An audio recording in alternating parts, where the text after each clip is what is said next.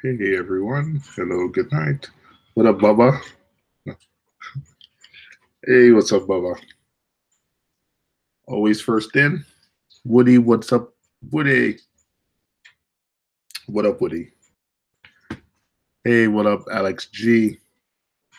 Today has been a very long day. Um, Lots going on. But my wife has convinced me, she's standing right here. She's convinced me to go ahead and stream, even if it's just for an hour, hour and a half. Um, so here I am. Hey, what's up, Alex G? What's up, Reef Jeeves? What up, Dre's Salty Aquatics? What's up, WVU Reefer? Does that stand for West Virginia University Reefer? Mountaineers? Bob Huggins. If it does, man. Miss Lurker Fox. Oh my God, thank God was watching Jay's Tech Talk. Uh, yeah. Hey, yes, so it stands for West Virginia University Reefer. Yes, I'm a big fan of Huggins from when he was at Cincinnati. So I do like him. I like Huggins a lot. Um, hey, Melanie Simpson. What up, Reef God? Big O. Hey, Reef God. I'm looking at the tank now to remember, but if you're interested in some mushrooms or some other things, let me know. I might have some stuff. Tim's Tank, what's up? What's up, everyone? Um, as usual, I don't really have an agenda kind of prepared for tonight. So we're here to talk about all things aquarium tech, all things aquarium tech related, dosers, methods, whatever questions you guys have. Hey, what's up, DC Reefer? What's up, Reef Community Worldwide? Hey, guys. Hey, DC, you gonna jump in? I got a link up there. I'm good, DC. I'm good. We could come in. You could come in. We could talk about your radions.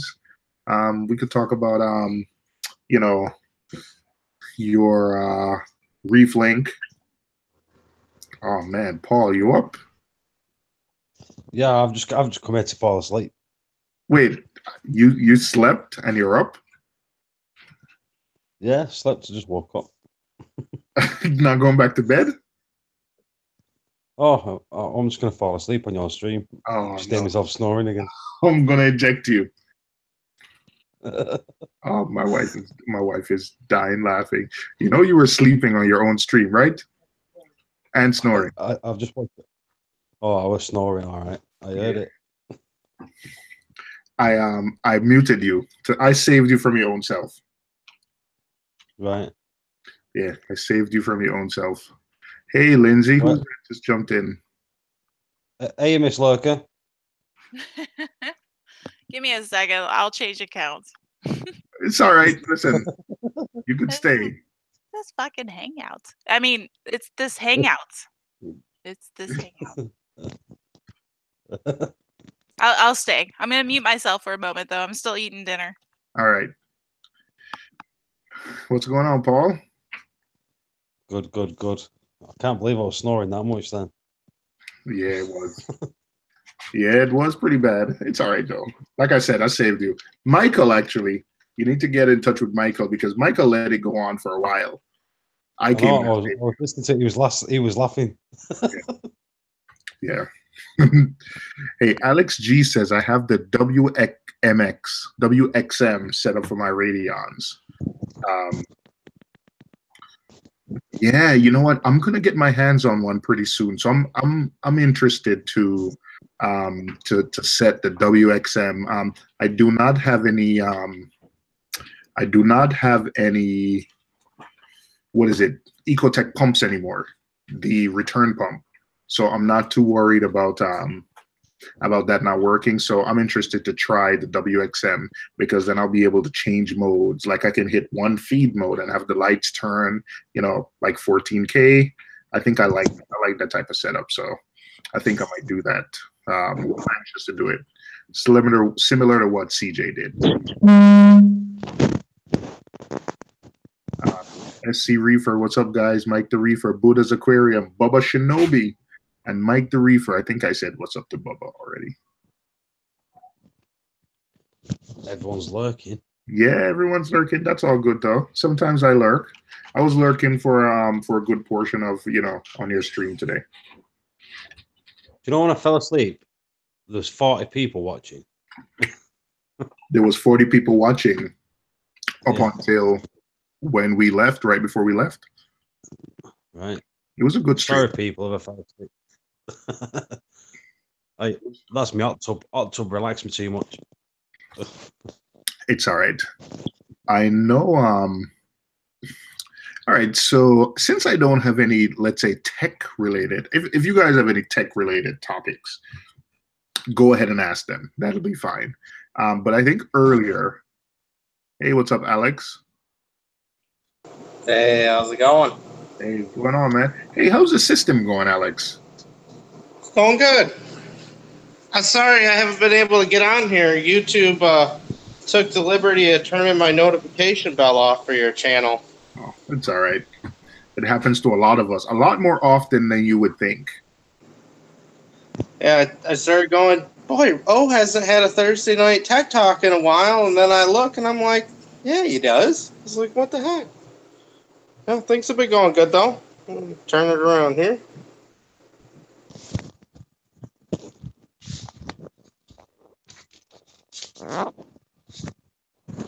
The rocks are the rocks looking purple? Are you getting that coralline algae coverage now? Yeah, some of them it actually has some, and then I had some carob sea life rock they donated to me at a show, so I felt that it was nice to put it in now that most of the algae's out of here. You know, that carob sea life rock. I rescaped my tank a little bit a few weeks ago. I rescaped my half of the tank, and I did use the carob sea life rock. And I liked the fact that it looked almost mature from day one. Also, I see he has a bubble coral. Oh man, look at that skimmer. Jeez.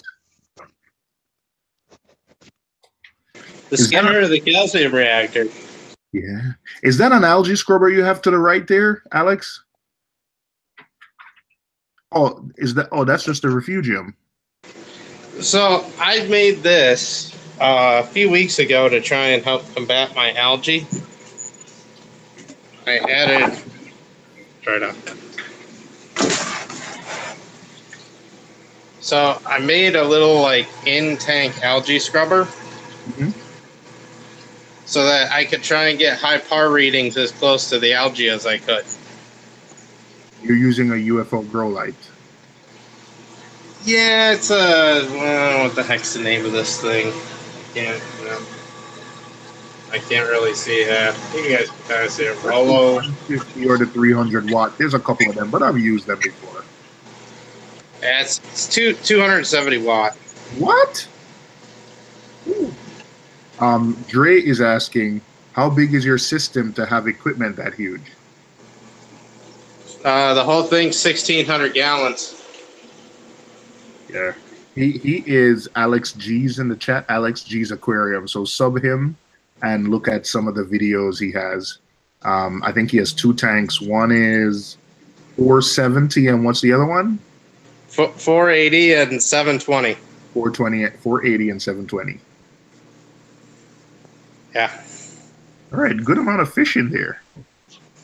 Yeah, I just added a couple more now. I added some angels last week, and everybody else has been here for a while. This is gonna be a stupid question, but have you done any water changes on the system since you set it up?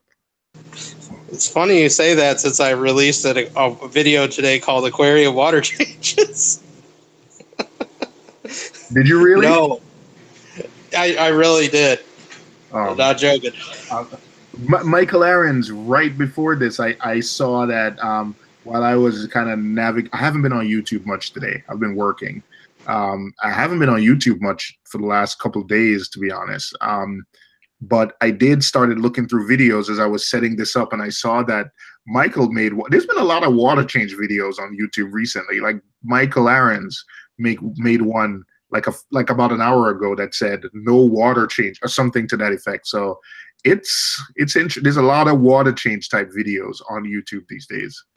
Well, I had some questions come up in my comments, and then I've been kind of debating a bit with one of my friends about it, because I told him with this system, I'm not going to do big water changes. I'm going to try and go without and see how it goes. I mean, you know me. I just have a 75. My system isn't as big as yours, but because I'm in a tiny New York City apartment, just water changes are a pain. So that's one of the things that attracted me to the Triton method, is the prospect of, let me say this correctly, because I think sometimes we argue over the wrong thing. The prospect of not doing regular water changes as a part of my maintenance. But there are times when I need to do them, like, when something goes wrong, when something's off. I think the last time I did a Triton test, I had a lot of macro elements off. And instead of buying like molybdenum for $35 and then some other, like, by the time I think I added up like the 8 elements I needed, it would have been like almost $200. But what did I do? I did a few water changes, strung a few back to back, and the next time I did a Triton test, everything was back in balance. So they're there as a tool, but I don't do them, like every week or every 2 weeks as a part of my regular maintenance to reduce nutrients. Yeah, and well, what I kind of talked about in my video was, I've always done them. I've always been a big fan of doing water changes, and I really just want to try something a little different, because I just started looking at what the basics of a water change do. You're either trying to export things or import things, and if you could do that without a water change, well, technically you shouldn't need to do one. So we'll try it out. I'm not doing Triton tests or anything, but a lot of what I'm going to do is rely on observation and see how things are looking. Yeah. By the way, when you're right here, I don't think you have to mute. I think you're fine. There's no like back. No, you don't have to. Okay. It's when you get closer to the tanks, you have to mute. So I see you going back and forth. Like, you're fine. You're fine. Yeah, I could never tell if I'm getting that background noise. So. Yeah. Yeah, I agree. They're just a pain. They're just a pain the way I do them. And keeping the equipment. I don't have permanent space for all the equipment. I have to take the RODI out of a closet, set it up. I'm on the 3rd floor, so the water pressure is not high. Set up the booster pump.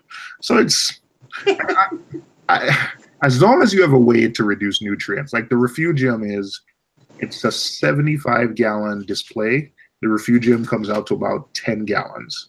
And I have the Kessel the Kessel light on it. So with the Kessel and the skimmer, I think everything is rocking. Like, I think my nitrates are 5, and yes, I think we had test Tuesday a few days ago. My phosphates were high, but I think it's because I had just fed.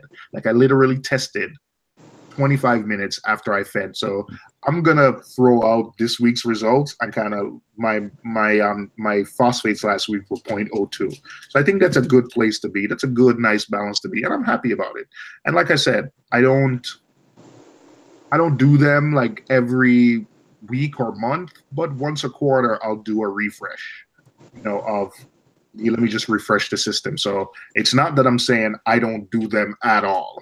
It's not what I'm saying, because I think sometimes I fall into the trap too, where we argue back and forth about our water changes necessary. So yeah, I do them. It's just not.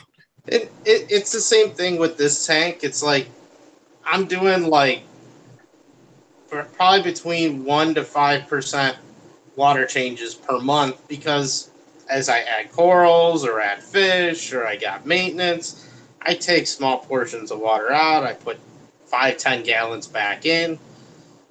So they're happening. Just I'm not doing 400 gallons, which would be a 25% water change. That's just does not make sense at the moment to me. Hey, Seymour. Hey, how you doing? Is that Tim? This is Tim. Tim's tank. Hey, Tim, how you doing? Hey, how you guys doing tonight? Hey, did you guys happen to listen to Mr. Kent from Kent Marine talk that he gave at Reefer Palooza. It's on YouTube now. Did you happen to listen to that at all? I did listen to it. I listened Yeah. to all of it.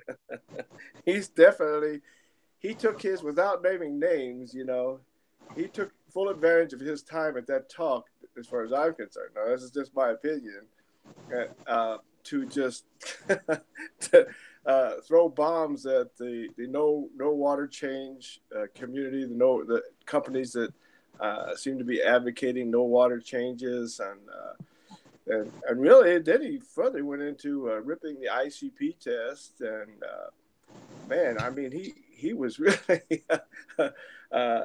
Now I'm, you know, I can. I'd like to be the devil's advocate against that discussion, but I'll let you speak. I'm sorry. Go ahead. No. I can see both sides of it, but as I'm listening to him talk, you know, one of his biggest complaints seem to be that the companies that he's talking about Triton. We all know that.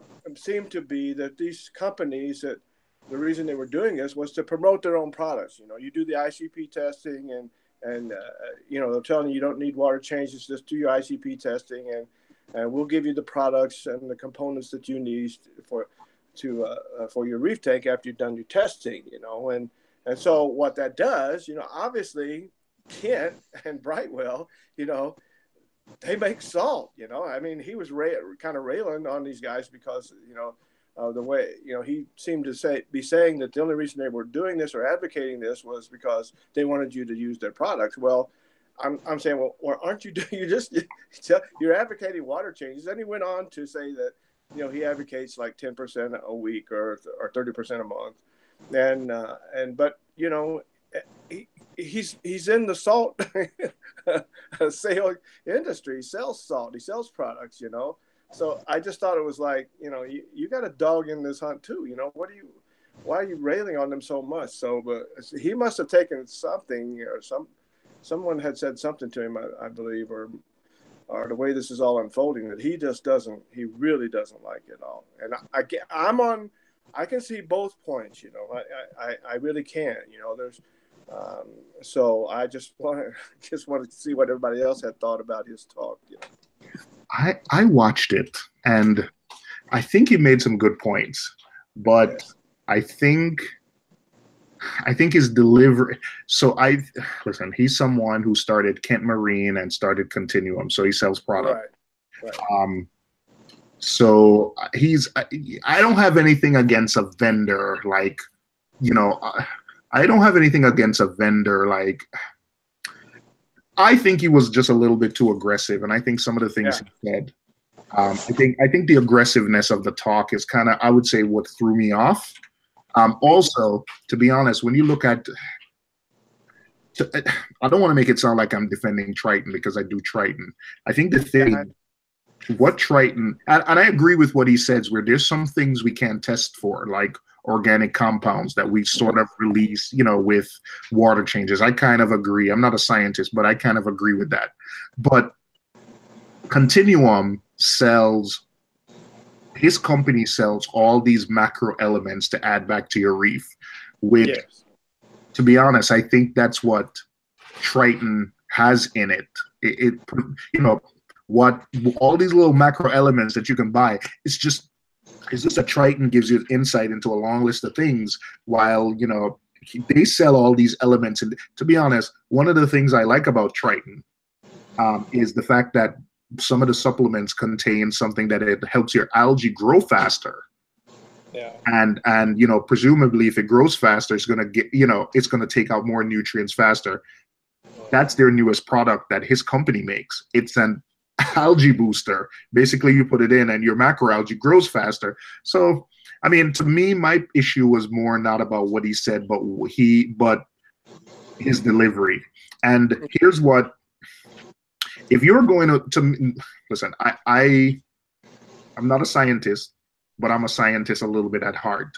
And if you're going if you're going to come for a scientific process, like say ICP testing isn't accurate, and you don't have solid evidence to back it up, our studies, then to me, I don't think you're, you know, I'm fine with somebody saying like, hey, we're not sure that this is happening.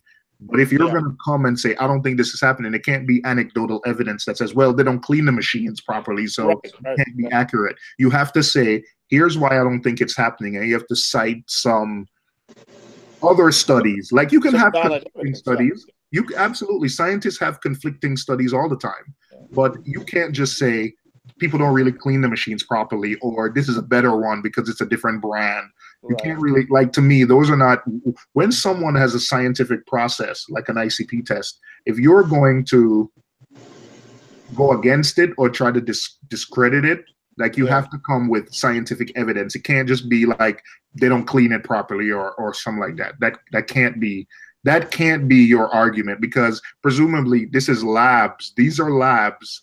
Forget about like Triton's ICP test, but other places that do ICP tests, these are labs that people do other kind of scientific tests that we, maybe they do. Maybe it's a lab that does an ICP test on one side, but does like maybe some other test that we, tests our food or something on the other end. So I think his delivery was a little bit aggressive, and if you're going to come for a scientific process, Well, the other thing is, I don't, the first time I heard the concept of Triton and what they were doing was, I don't remember the name of the company, the president, but he gave a talk at MACNA 2016, and I remember watching that video. I've watched that video several times, Now, I don't remember, and I don't recall him ever saying that you have to buy our products. I mean, the whole time I can remember saying you can get our products, or you can use get the things that you need from other companies as well. So, and he made it sound like you almost, he didn't say this, but he sort of insinuated that they're doing this so that you'll buy their products in particular. And when we all know that we should know anyway, I think, that there's other products that you can use once you do your ICP testing, whether it's with Triton or whatever, to achieve the same goals, But so I just thought he was a little, what was your term, aggressive or something like that. I don't have a problem with it. Like, they're here to make money. Like, I get up and go to work every day to make money. Like, we all go to make money. So I have no problem with someone, like, I'm not, I try not to discredit somebody by saying they're only doing it to make money. Like, of course, they're only doing it to make money. Otherwise, like whatever Alex does, he's been doing it for years and he's an expert at it. And the reason why he's dedicated the time to be good at it is because it makes him money, right? It's your career and it makes you money. Otherwise, I mean, I don't think I'd be as in, reefing is my hobby. It's my one hobby. It's, well, my main hobby. But if it was my job, I'll probably be more scientific into some of the, into some of the deeper down things of it. So to say someone's doing it to make money, I don't find that, he's talking there to promote his products. In fact, the first 5 minutes of the products, I'm anxious to hear what Alex thinks, and then I'm for these companies. I don't want to, people not to, I'm not out to kill companies, or I'm not saying we need more companies, and then we get to choose what we think is best from making our own decisions, And so I'm not for putting anybody out of business. If you want to come into this business and help a hobbyist like me or you or anybody else with your products, and you make a good product and you're competitive, and then we can choose which, if you're competing with somebody, well, we'll choose based on our experiences that we have with the product. So he just was I had to listen to that twice. I thought maybe I didn't listen to that right or something, but then I listened to it again. I go, no, he was pretty he came there with a mission. He did. And I would say he accomplished it. So for him, so I don't know. I'll still buy Kent products. I don't have anything, or Brightwell. I'm using Brightwell products right now. So and some of them I like a lot. So. What do you think, Alex?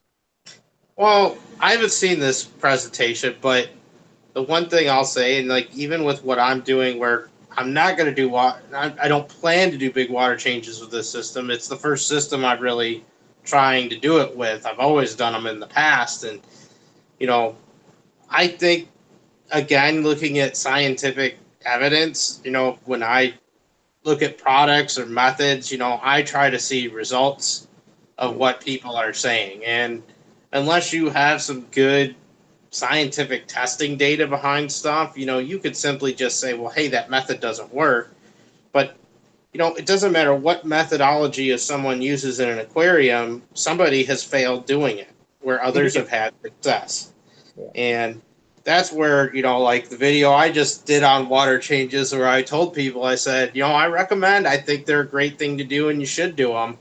I'm doing something kind of as a test, an experiment to see if I can make it work. And I think you mentioned things like organic compounds and things like that that you can't test for.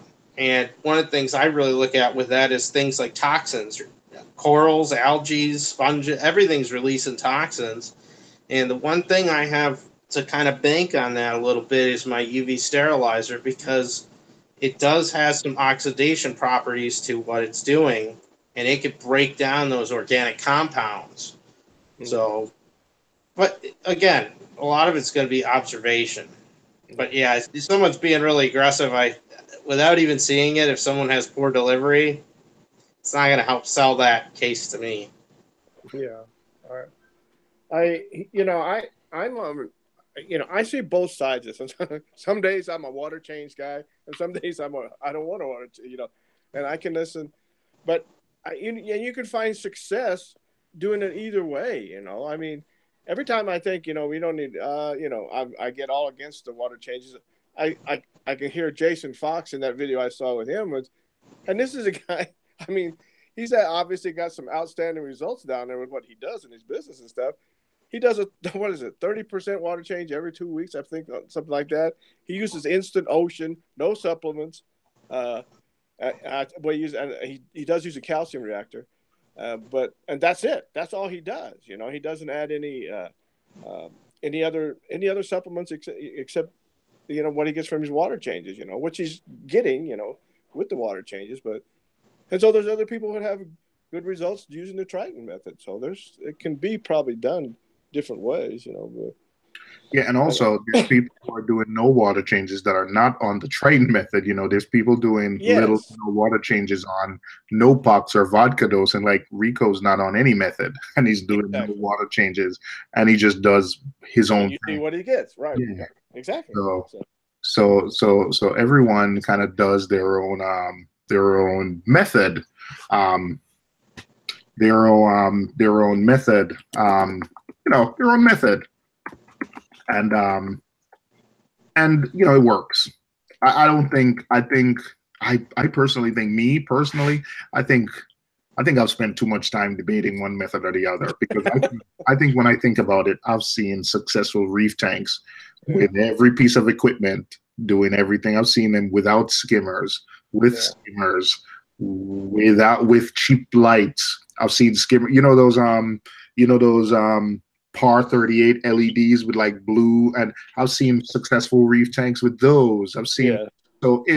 I've seen successful reef tanks with every method for me. So I think it's a personal goal. I don't think I'll ever try to get into a deep argument about which method is better than the other, because I've seen so many what I would consider awesome tanks, not even successful, because success for everybody, but what I consider awesome, thriving, like multi-year reef tanks that look good with every method. There's a SR80 I see on YouTube, and the guy has, like, it's a huge soft coral tank. The guy has no skimmer, only mechanical filtration, and I think he does a water change like once a month. A little water change once a month, but his feeding is so stingy, like literally measures every pellet. And like, I can't do that. To me, part of the fun is feeding, is like cutting it up and just watching them go after the food. Yeah, that's part of my fun. Me too. So, it depends. I mean, I have you say you have an apartment, and when I hear you say that, I go, yeah, it probably is a pain for him to do water changes. But I live in a house, and I have these brute containers, and they're like 25, 30 feet away. I wheel one in. I pull out 15 gallons of water, and the back door is right there. I can either pump it down the sink or down the toilet, or throw it outside. It's no big deal. and I get the new batch of salt water, and I roll it in there. The brute containers are on roller. I roll it into the living room, hook the pump up, and I pump it in. So but sometimes, so it's pretty easy for me to do a water change. It's not a big deal. And so, and again, but lately, well, I had a big tank literal crash, not a tank crash, but the tank busted open on me. But for a while, I had just been doing, it was just kind of, I didn't do water changes like on a regular basis like I had been. I just had been doing them when there was something happening, I thought I needed a water change, And so that's where I was at with it. I wasn't saying I'm not ever going to do water changes again. I was just trying to, seeing what the tank was doing, see what my parameters were, and going with that. And if I needed a water change, I'd do a water change. But I think Kent would have been much more successful if he had just presented his own ideas instead of railing on everybody else and said, if you don't want to say, well, this is what they're saying, but here's what I believe, and here's why I believe it, and here's, whatever his evidence was, and and do it like that. I think he would have been much more successful, and people might have been more receptive to what he was saying. So, Hey, business. Hey, Alex. Business is saying let him get a sandwich from the fridge, man. You're gonna get him a sandwich. I think he went to get the frozen out of the freezer. And he's gonna, because I saw his eyes perk as soon as we started food and feeding, his eyes perked up. So I saw he maybe remember. Oh man, the clams.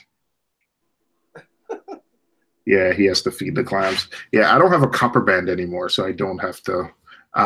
Yeah, but just to close on that, I wanted to hear Miss Lurker's thoughts on the no water changes thing. But hey, Lindsay, are you there? I don't think she's here. No, I'm here. I'm sorry. All right. Sorry. Yeah, what's your thoughts on first, I don't know if you've watched the talk.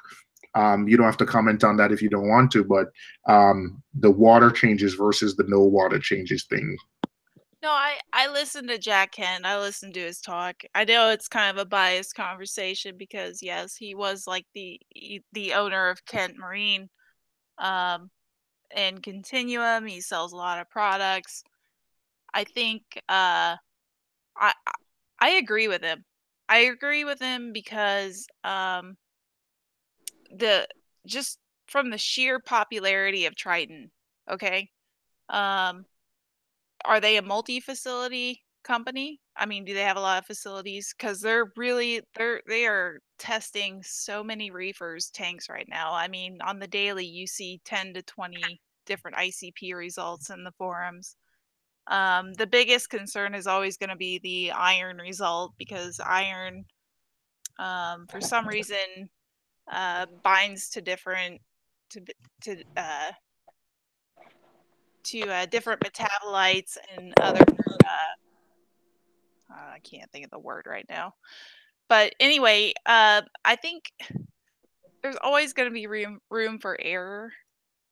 And I think even with our tests, there's going to be room for error because in the US, we have to mail our samples off, and those samples get shipped, 2-3 days cross country. They're going through different or across the hemisphere, and they're going through different temperatures, and sometimes like even if you mail it off in the winter time, you're going to get into the negatives on temps.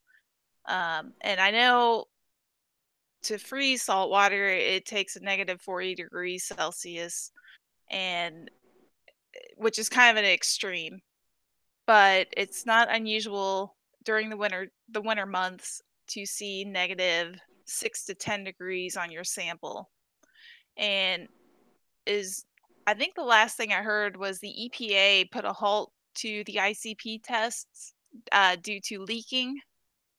Mm-hmm. And I mean, to be honest, like, okay, that the EPA made this announcement, yet I haven't heard one reefer say, hey, I wasn't able to get my test because it leaked. Okay, so to me, it's kind of like, where did that come from? you know, where did everybody get their test from? And it's like, at the same time, is your iron count accurate? I'm not sold on it completely 100%. And I know Triton requires you to have a lot of macros. Was it 30% of your volume for your fuge? Mm-hmm. No, 10%, I think. Or 10. Okay, 10%. But are we factoring in the toxins that are released from the macroalgae? You know what, I don't put, unless the Triton test, ICP test comes back at like something is like really, really off. I don't buy those macro elements and like adjust those macro elements. But to be honest, what I was saying earlier is when I get my Triton test and something is way off, what do? I do water changes. That's what I do. Like I don't, you know, I don't go into this whole doing macro adjustments, buying iodine, because that would be ridiculously expensive. And I think you can adjust that with water changes. So I wouldn't say I'm following Triton to the T. I wouldn't say I'm doing it. I'm doing like a little bit of modified Triton. But I never thought about that before, what you said with the samples leaking. I know one time I was really to be honest, I never thought about it too much until you just said it. But that Triton test that I sent off, where it showed everything was off, that test took almost 2 weeks to be tested. I mailed it off a month because there's a thing where I've done enough Triton tests where if I mail it on a Monday in New York, I have the Triton test within a week. Like you mail it New York Monday, it gets to California, you mail it priority mail or something else on Monday in New York, it gets to California on Wednesday, it gets to Germany on Saturday or something, and it's tested and you have the results Monday or Tuesday the latest. But that Triton test, I had low confidence in it, so I wasn't going to spend a lot of money. That particular test took like 2 weeks to get there. I don't know why. I emailed them. They gave me a bunch of excuses. Just like Triton does right now with what's happening with, the containers leaking. I get a bunch of excuses. Depending on where you buy the test or who you talk to, you get a bunch of excuses. So I just had low confidence in that test. So I wasn't going to go ahead and adjust a bunch of macro elements based on that, based on that test. But it can be too much, man. Like they give you all these elements: molybdenum, iron, potassium, iodine, a bunch of them. Well, that's just half of it, though, because I mean, what Triton claims? What do they say? They say a healthy algae refugium will consume animal waste byproducts and some metals while exporting useful proteins, carbohydrates, and metabolites. But how can a macroalgae that produces toxic metabolites consume metabolites? Well, I don't understand how do they come up with that? Well, exactly. That's what I mean. I mean, how are you going to have something that's doing one job and exporting and importing in the same sentence, or what? Like, I don't get that. Exactly. You'd almost have to see the research. You'd have to. Well, it's like your calcium, your protein skimmer is skimming waste. You're telling me after it's there, then it imports some other stuff that's supposed to be good. Yeah. Or I mean, common sense wise, it doesn't make sense. It's not. And then Jack Kent said some things. My personal opinion. I think he was already on the fence. I think some people, with Triton, obviously he made that clear. Ticked them off or whatever, and he said what he said. But I do believe what he said about it. I'm with him on that, as far as Triton. But this whole macroalgae and this other stuff that I don't get it, and I don't think you could pay anybody that has 2 cents that God give them would believe that, or you would have to show some kind of scientific proof on that. People, and I wonder if they've published that or not. No, No. the whole thing is If carbohydrate. they published it, I'll be honest with you. If they published it, it would already be on Reef to Reef. It would be a big talk. You're right. It would be. A lot of people have asked about. Listen, I think Triton probably has some of the worst customer service. Whoever is handling customer service, I think that guy, that person or that team. But people have been asking for like the whole thing. I know the specific one I remember is about, they have this thing where they say, don't export your algae, leave it in the refugium, don't ever take it out, which to me is kind of crazy. Why would you not take it out, though? Don't take it out. That's what they say. Don't take it out, and then leave it How there. do you export if you don't take it out? That's exactly. Everybody can agree on that one. We did. Go ahead. No, so that's what. And I take it out, but I take it out. I don't do it in like big batches. I do it in small batches. And the thing that they said is it releases carbohydrates and amino acids. That's what I know. There's a guy on the forum keeps going back and saying like, where's the scientific thing? Like you don't even have to do it. Like just show me some kind of thing where someone did a study on plant or algae matter dying and releasing carbohydrates. Like I listen. I know Death Major's Day and Nick has explained that process, but I know there's a guy in the forum and they've been pretty like, I'm gonna say, as much as you can get on a forum, they've been kind of nasty to the guy. Because the guy keeps saying like, "Hey, you guys are claiming this on your product. Like, show me the proof. Show me the research. Like, cite me exactly, whether it's exactly plants or macroalgae. Like, show me something where it says plants dying release amino acids. They haven't produced any of that. If they're releasing, let's just say hypothetically speak, if they are releasing that, they're not just releasing anything positive. They're releasing, if there is positive to it, but they're releasing a lot of negative, everything that took them to grow, that they're utilizing as fuel to continue to grow. Absolutely. You know what I mean? Carbohydrates, hormones, toxins, nutrients. Yeah. The whole spectrum. Anybody can explain anything that they want and make it sound good, but at the same time, where's the scientific proof? Yeah, on that stuff in. I take it out. I just don't. In the past, when I've had big algae beds, and like how I depend on the algae bed, like I don't do this big pruning. I used to go in and like take out half of the stuff. I don't do those big prunings anymore. But what I do is, like every weekend, we went to the skimmer cup. You just take out 2 handfuls, and that's how I prune it. Sometimes I might need to take out 2 of them. A little more than 2 handfuls, but that's how I'm not leaving the dieback. I just. Dr. Welsh says, has anyone seen Jack Kent's tank? No I'm gonna leave that alone. I mean, I trust Kent. I don't like the thing I didn't like about that was, like I said, if he's gonna bash, I believe some of what he said about ICP. I'm not gonna say what he said wasn't true. I mean, I kind of felt that way out the gate when everybody's talking about ICP. I don't think he was completely bashing ICP.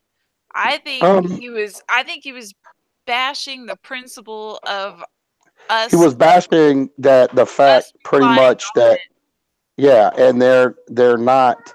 It's not 100%. First off, there's too many margins for room of for air in it.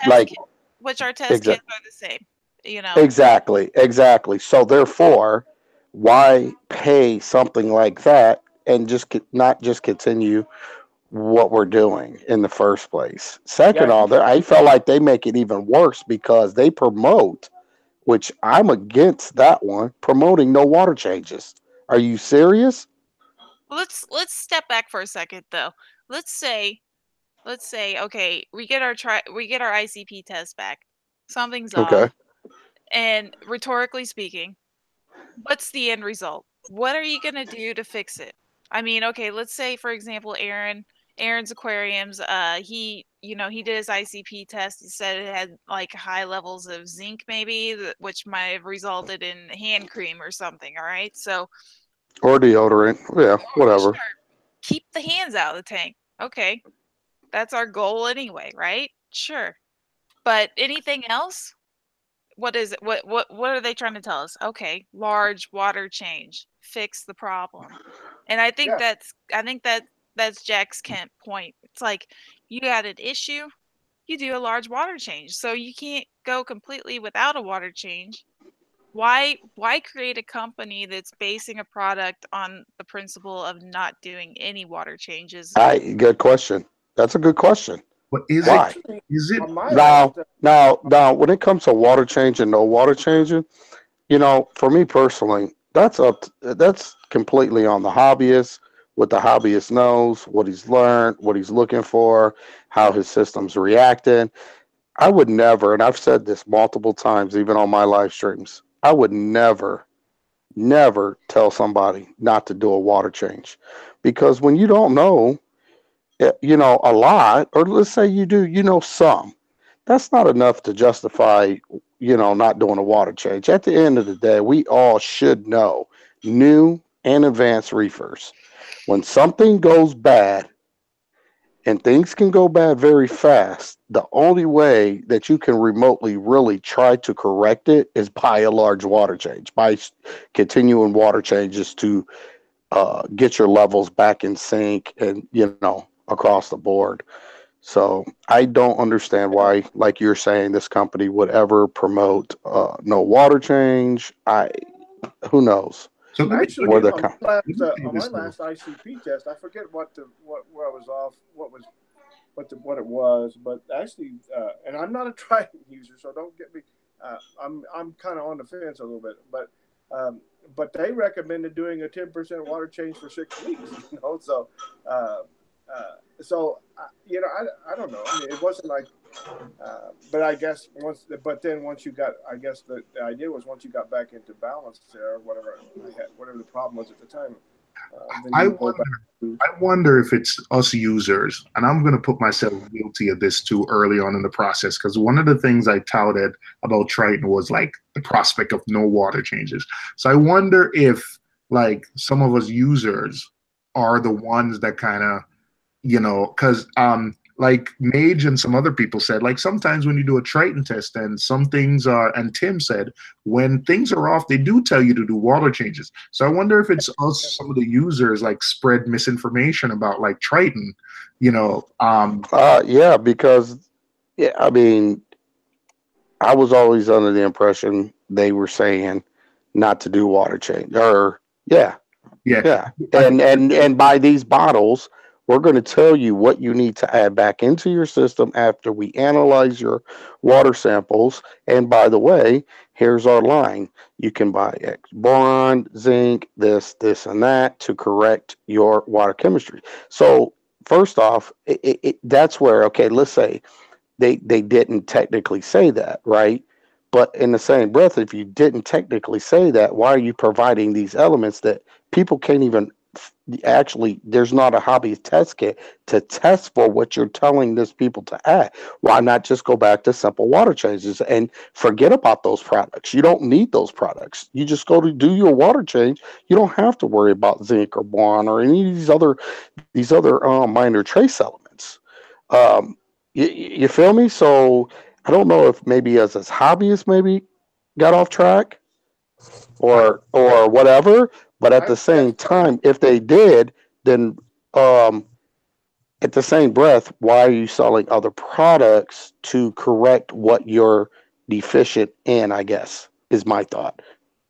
I don't. Yeah, Whatever. again, I would never. Yeah, I mean, I think the hobbyist had up because I think when I'm thinking about what Ryan from BRS said, I think because I'm thinking he's someone who is in business and he would. I'm pretty sure he has a legal team somewhere that would be careful with what he says.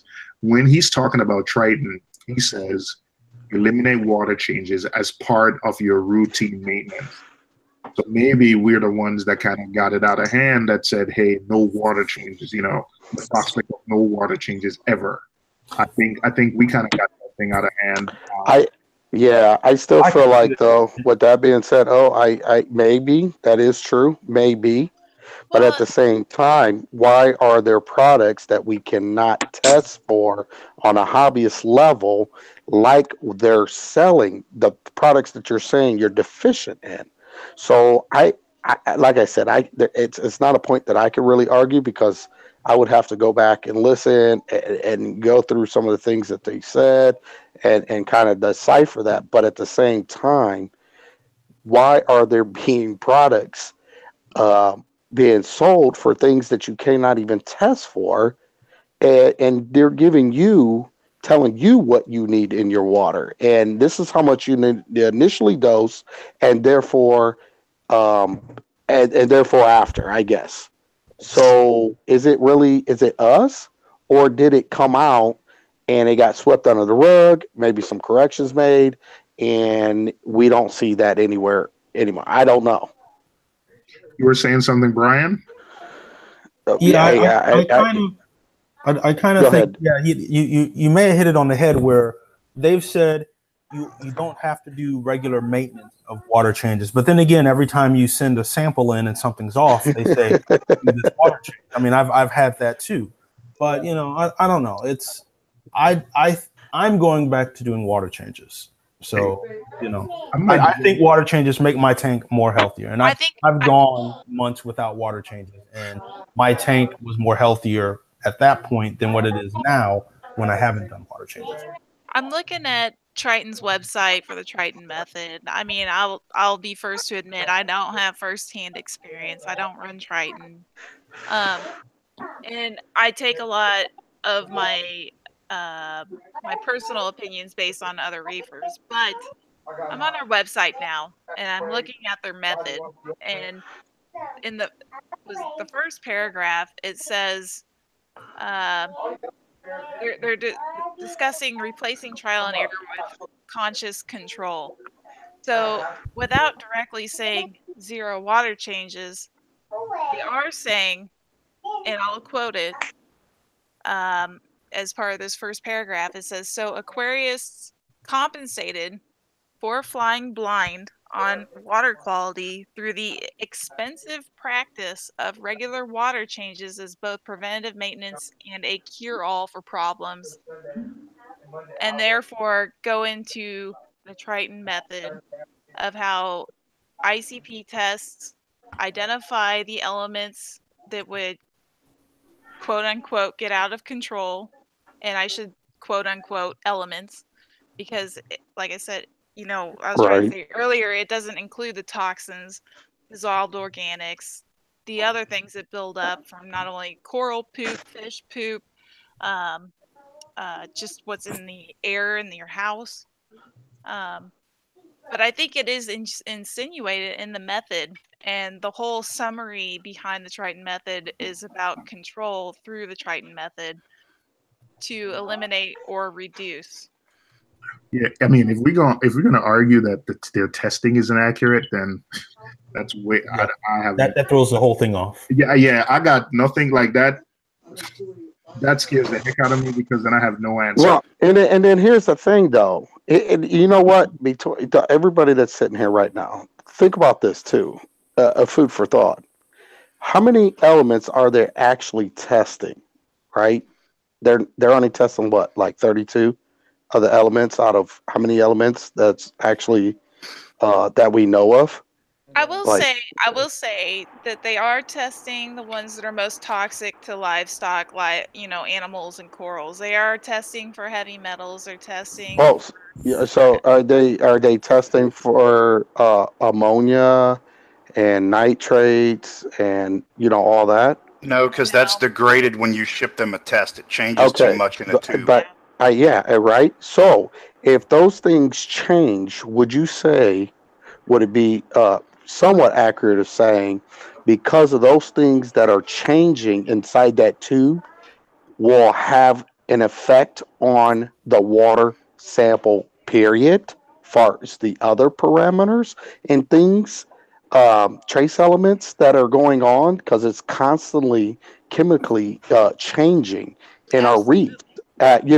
So therefore, how is any of it? I mean, You get what I'm trying to say here? Yeah. Like, Well, I mean, some of the stuff can change over time in a tube. Some of it won't. For instance, like you're saying, heavy metals. Heavy metals aren't going to magically disappear. I mean, a heavy metal has a half-life of thousands of years. You know, same things for like iron, copper, blah, blah, blah. Now, alkalinity, and I think Miss Lurker said that on another stream earlier yesterday. Alkalinity can change if there's a high CO2 content in the water, but by how much? That's what you test for. Well, You know, exactly. So to me, it's about all the. It's relative. The concept is that, it's sound. CO2 affects alkalinity, it affects pH, it affects right. Ions, so you got ions in the change in that. Correct. And you got one element right there. It affected. How many things did she just say that it affects? So all these other things that we are not testing for, and they're not testing for, and they're being shipped, and all this other stuff. How accurate is your money worth? Like, how accurate do you feel to take their, you know? Here's the thing. Here's kind of possibly a broken analogy. You got computer repair guys, right? Correct. You got a problem with your computer. And they're like, okay, we'll take care of that. We're going to load XYZ software onto your computer.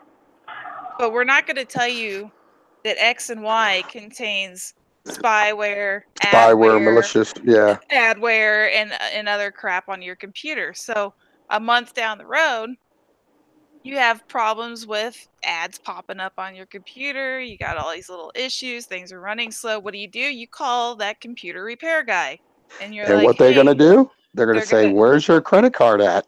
Yeah, give us the money. We'll fix that for you real quick. We'll add more adware to your computer, and you'll be fine for another month or two. And then all of a sudden, it happens again until the person's just like, "Wait a minute. I just corrected this issue. Why do I have this issue again?" You know? And I think the scariest part about what Ken was saying was that was the first time I ever had anybody of any sort of stature in the industry or a hobby who was putting some doubt on the accuracy of the ICP test. If that's true, then that we have to doubt it. We have to doubt it, whether we're right or wrong. We have to doubt it. You have to doubt it. Now, here's the thing. Now, I know somebody is saying, I think it was more of a statement that I said when it came to the calcium. I did one test with a HANA checker with ICP, and it came out right on the money. Yeah.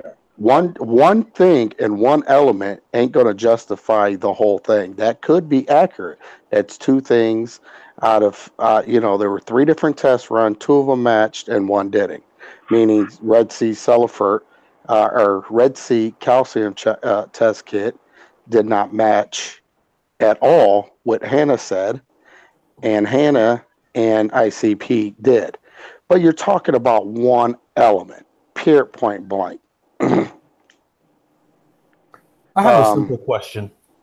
Yeah, so, I can't speak for anybody else, but yeah, I know me, just as far as calcium or the ALK, even the ALK probably wouldn't even came back right. If they tested out, just because ALK is one of those things that's constantly fluctuating, so that would probably be something that would have been out the window, personally, but go ahead. How much are you spending for the ICP test and the chemicals, the bottles, everything you use, versus how much a box of salt costs? Hey, I'll tell you. Exactly. Yeah. Like I said, a couple months ago, I sent off an ICP test.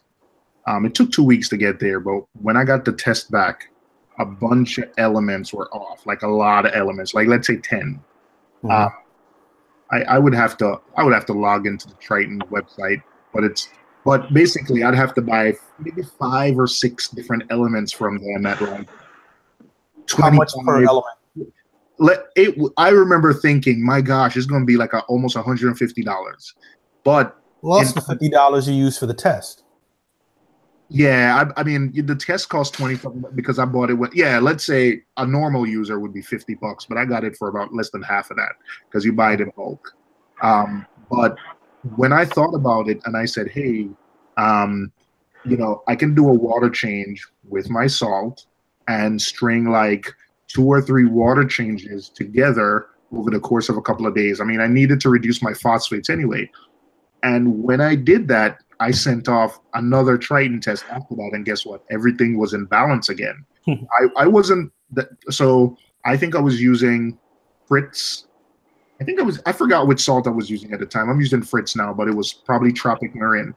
But that's why I buy a salt that matches, kind of what I run my tank at, because I would, after doing that big water change, the tank didn't skip a beat. Things weren't unhappy as long as, the temperature's okay. The temperature was about equal.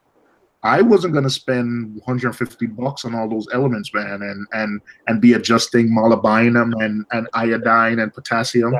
Right. And you're spending $150. How much salt would $150 would have bought you? Listen, man, 600, at least 600 gallons. I probably turned over almost the entire tank, which probably cost me, let's say it was the Tropic Marin, which is expensive. A full tank turnover at that amount would have probably been $30-$40 tops. Yeah. If it was the Fritz, it would have been like $25. So really depending on the salt. But anyway, it would have been like $30-$40 tops. That's what it costs to kind of turn it over. So, but what I'm doing now going forward is once a quarter, even though I don't do water changes every week or so, at least once a quarter, I do a full tank turnover, man. Like I bring, all the equipment in, I keep it in the apartment for a couple days, and I'll do a 25% water change today. Then tomorrow I'll do another 25, and I'll string a few of these together every couple of days until I think I've done like a complete refresh, and then I'll do that. So even though I'm not doing it as part of a regular maintenance, but then again, apart from all of that, I might be leaving Triton, period, but not for the Tesla stuff, but the stuff just keeps leaking. Like, I mean, the test is nice to have, is interesting to know all these different elements, but after that, I just can't see spending the amount of money and then having the stuff not be in stock. I mean, that's another worry you have to worry about. Yeah, listen, man, that's a whole different ball game. That's a whole different ball game. And I think too, like there's a small percentage of folks that send an ICP test off to verify that their tank is in excellent order. There's folks out there that are having excellent tanks. I think, honestly, I didn't even realize I was talking to Rico earlier, but his tank, for example, he sent off an ICP test. It came back perfect. He knew it was going to be perfect. That his tank runs incredibly awesome. Like, it's just an awesome tank. It's funny that you said that, but I knew it was, but I honestly thought that, let them, because I was on the fence. I was like, let them come back with something crazy. I was actually shocked that it didn't. To be honest, I am too, because a lot of people, I would say 7 out of 10 folks are only sending ICP tests off because they feel like they have a problem. And then the ICP test comes back confirming that problem. But if you compare it up, like Jack Kent did, if you compare it with like 2 other companies that are doing the same type of tests or similar type of tests, the values are off. But one value that looked good on the ICP might have been elevated on what's the other one, like Aquaforest's test. ATIs. Yeah. So that was really interesting, Miss. Yeah, that was really interesting, Lindsay, because you know what? You're right. Like, I do send off ICP tests to confirm things, because guess what? When I sent off that ICP test a couple months ago, it's because I knew in my heart, even though, you can kind of know I was killing my SPS. I was killing everything. So, well, and here's the thing, and here's kind of, this is kind of like a small theory in like the back of my head. You can take like 4 or 5 numbers from an ICP test and get a measurement of salinity from that. Okay, like there's certain elements in the test you can get a measurement of salinity. And what if my bizarro weirdo theory in the back of my mind says, okay, the salinity's off when you mail this to ICP, and their machine measures, hey, they're running at 1.028 rather than 1.026 like the customer may have thought. And it's easier to add an elevated element to that test. Yeah. Do you think shipping, and I want to hear Brian's opinion. Do you think shipping, I know Miss Fox, you were talking about it earlier, but do you think shipping the stuff, where's the summer when it gets extremely warm, or well, I think temperature has a big factor, but they always neutralize the temperature for the test. That's kind of one thing that in the forums, Triton has a big forum thread that you can go through. But how can you do that for evaporation? Let's say if it's warm and some of it evaporates. Well, but it's a sealed container. Exactly. Technically, it's sealed. But However, you still get evaporation. However, right? the EPA is saying things are leaking. So you're depending on the customer sealing that bottle before sending it. Like, did they seal it properly? Is it unsealed or yada yada yada? I think it's the altitude change. Bringing on the road, I would have to put a pinhole in my potato chip bags. Okay, because when I went through mountains or whatever, my bags would blow up. You know what I mean? My chip bag would blow. So think about your ICP test. Where does it got to travel to? How are they getting it there? Yeah. Where's it going to sit? And what docking bay? Where's it going to sit? Is it going to be sitting in Greenland? DeAndre is saying watertight. But it's not. I don't think those things are really that watertight. Well, DeAndre in the chat is saying watertight does not equal to being airtight. So something can be watertight. Yes. But it can still. Well, but then you would. I mean, then you would know because when they tested it, your salinity would be high. Well, yeah. It's like playing tennis with this. Well, yeah. I mean, you got to look at one drop. That's the thing. They're analyzing. So you take whatever, one drop, 1 mil out of that, whatever, 15, 20 mils you send them. Correct. Put it through that machine. You know, the way that machine works is it doesn't, and like DeAndre said, you know, they don't test for alkalinity on it. Well, because alkalinity is testing for calcium carbonates, etc. It doesn't test for calcium carbonate. It tests for calcium. It tests for copper. It tests for the individual elements, which cannot be destroyed. Even if it acidizes calcium carbonate, the same amount of calcium, the same amount of carbon, the same amount of oxygen, the same amount of hydrogen, so on and so forth, is still in that 1 mil of sample that they pull for the machine. There you go. Because it burns it at whatever 30,000 degrees Fahrenheit. It's a 30 or 40, somewhere around there. Yeah. Well, in the end, Jack Kent recommended a U.S.-based ICP testing company. Agreed. To me, that's what I'm going to be doing when I start testing mine, probably in the next month or two. Triton. It's supposed to be building. It's supposed to be building one. Triton is supposed to be building one in the U.S.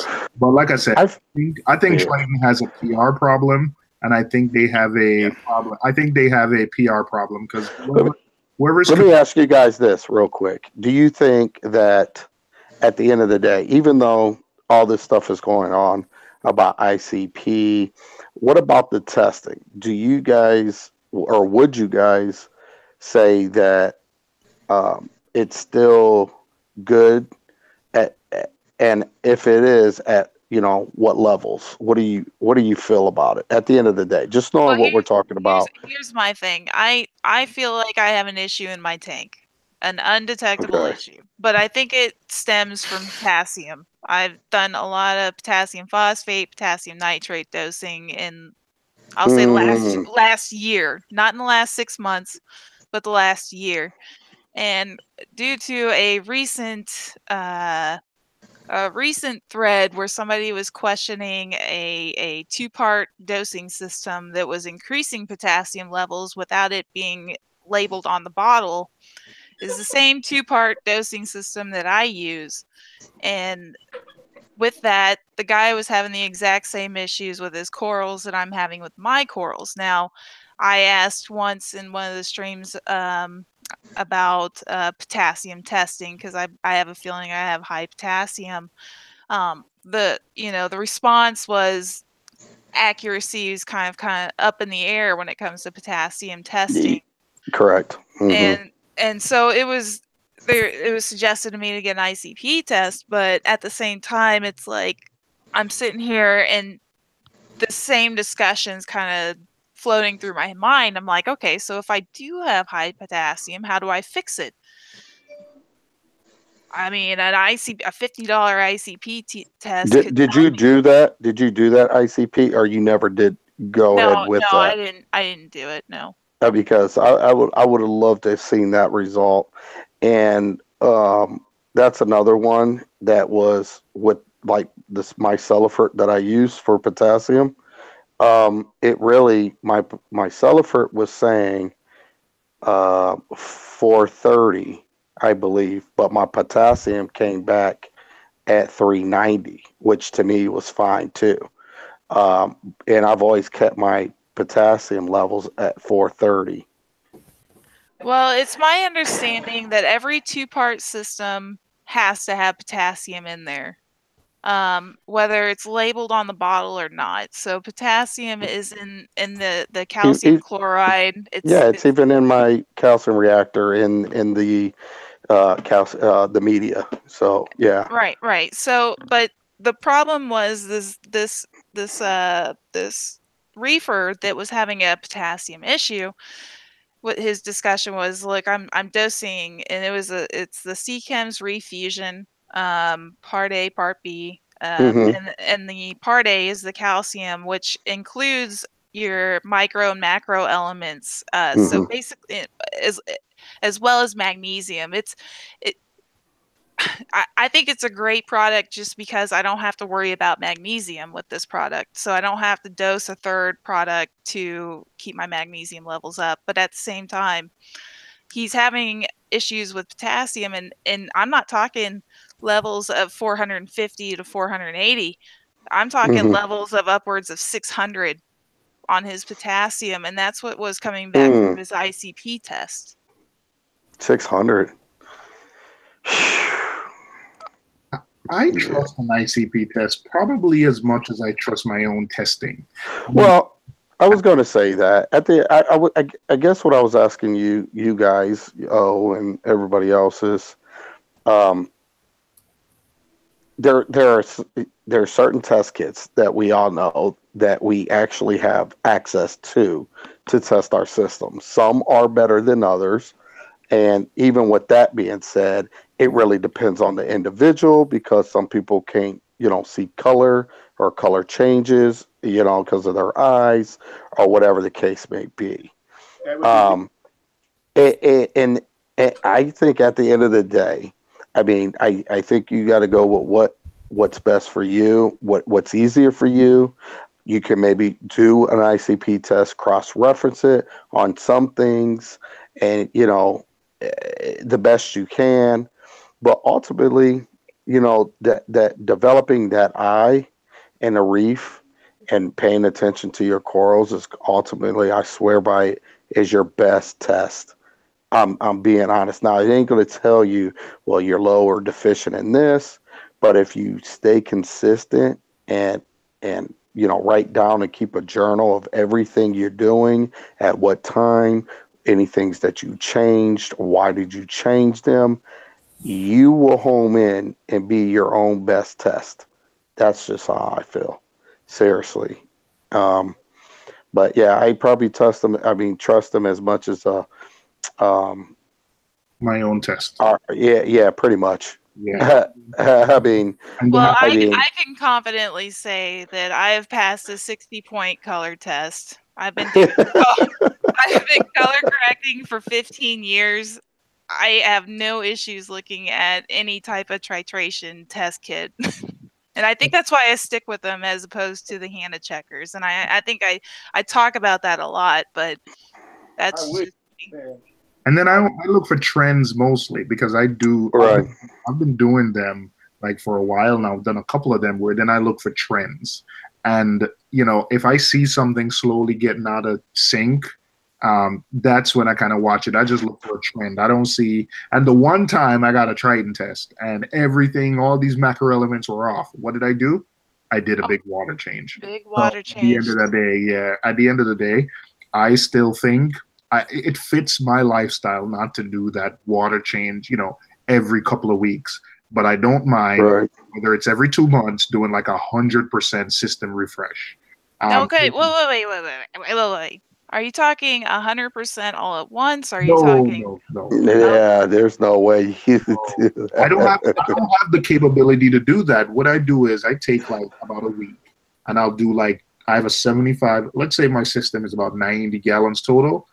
I'll take a couple of days and I'll do like 20 gallons today. Then 2 days later, I'll do another 20 gallons. And a few days later, I'll do another 20 gallons. So I'm not doing 100% at one time, but I do string a few, maybe 20, 25% water changes together over the course of a week, with a salt that matches where I keep my tank at for the most part. So I keep my alk between 8 and 9. So I test the alk that I'm putting in. I get like a base salt that keeps the alk between 8 and 9, and I test it. And that's why so far I've used the Tropic Marin, which was about 7.5, something like that. And then I boosted it up to 8.5. And then the Fritz comes out about 8.7. So I don't mind that too much. So I just do the water change with that. So that's why I keep a salt. It keeps the parameters about where I keep mine. And I just, I prefer to take the headache and do that 1 week, do a bunch of them rather than kind of doing them every weekend. It just fits. It fits my lifestyle better. What's the largest water change you've ever done all at once? Oh, 100%. I've done it before. And what was the effect? Well, things were dying before, so I was waiting for that one. Let me hear this. The fact that stuff continued to die, I don't really feel like like that had, things were, if you're going to do 100% water change, I think I went to Home Depot, I bought a bunch of other containers. I used my Brute trash. I used I think I had 4 or 5 gallon buckets. I had a 20 gallon Brute trash can. I had another 20-gallon container that I think I borrowed from, I had some IKEA container. Like I had every container in my apartment that could fit water in. I had water in it that was safe for drinking, holding water. I think I had maybe even my little 5-gallon juice jug. I had that with water mixed up with salt water. So everything that could, did it help? Like I said, stuff was dying and stuff died after. So I can't say if it was the water change. If it was the water change or if it was, yeah. But you know what I think happened? I think when I changed the sump I put it on, I think December. When I was changing the sump, I found a few screws in my old sump when I was swapping it. So I don't know if the screws had something to do. I think when I was doing some work in the sump, hanging some stuff, some metal screws fell in the sump and they were in the corner of the sump, and I don't know how long they've been there. So I don't know if that had something to do with that, or I don't know. But stuff was dying and stuff died after the water change. So who knows what it was? Maybe it was the water change. Maybe it was me. Give it a shot. Well, I'll say I'm considering doing a series of 20% water changes over a course of 2 weeks. And that's kind of my plan, and I don't know if it's right or wrong, but you're having issues though right now, right? I mean, if you're having issues, what other alternative do you have? Right. I mean, let's be real about it. What is there that you could do? I'll say it seems more of like a compounding issue, like a slow, methodical issue, where it's not just like something entered the tank and created an issue. It just feels like something is occurring, or like slowly elevating. And so that's kind of where I'm at, and I don't want to go 2 weeks doing this overhaul on water changes, only to find out that my auto doser is just pumping this issue right back into my tank. Yeah. Well, everybody's scratching their heads. Yeah. I'm still trying to figure out what I'm going to do about this Triton availability. You know what I've started doing is my nano tank. I'm taking that bad boy off of Triton, and that's going on ESV. So that's kind of my experimenting with doing something, a little bit different than Triton, because the liquids leak. You can't get them when you need them. The liquids leak, and I think I think this has been going on since last summer, and I think last summer to now is a good enough time to kind of give them, you would have thought that 8 months later they would have worked out the kinks. And even so, the thing is, we can't get the supply, and when we do get the supply, the stuff is leaking. So I don't know, man. I think I currently have a backup. I mean, I bought a backup from BRS a month ago, and while they came fine, after them sitting there for about a month, they started leaking. So, I bought a backup. The backup leaked. I think I have enough for, I would say, 3 or 4 more months. And after that 3 or 4 more months, if I can't get my hands on it, on a consistent basis, then I think I'm gonna have to look for something else. And the funny thing is, people in the UK say they're not having the issue. So I don't know if it's the temperature or whatever is affecting little milk cartons, but the guys in the UK say they're not having a trouble with stuff leaking or anything. Like, I'm not seeing any reports. All the stuff you're seeing on Reef to Reef and stuff is from us in the US having that. So maybe it's temperature related, but in any case, I can't figure out and sit down and wait for them to kind of figure out the issue. I need to kind of move on and worry about myself. So that's my train rant for the night. Yeah. Hey, Miss let me see if we have any questions. Did I miss any questions in the chat? Hey, Alex, you've been quiet, Alex.